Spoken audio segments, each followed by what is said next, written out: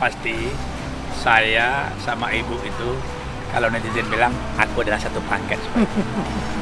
Kemana ada saya dan ibu itu pasti ada. Resepnya kekompakan kita itu adalah kita saling menghargai, saling menghormati. Kalau saya, bagi saya, selain saya membuat orang tua saya tersenyum, dan saya selalu juga memberi istri saya tersenyum dan membuat dia bahagia dan gembira. Itu adalah tugas seorang suami, bagaimana membahagiakan istrinya. Dan saya lakukan itu kepada dia, makanya dia sayang sama aku.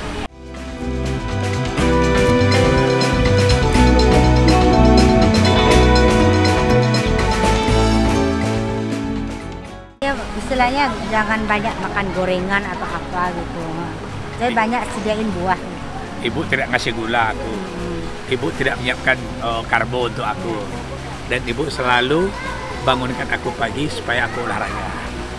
Selalu golf disiapin, sepeda disiapin, jogging ditemanin, semuanya ditemani sama ibu.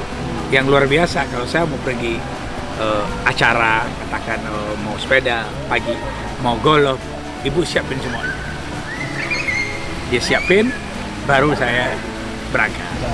Itu jam 5 pagi loh. Jam 5 pagi tuh Pak ya? Pagi 5 ya. Ibu udah bangun, jadi setengah 5 ibu udah bangun, Ya, nyiapin semua kebutuhan suami.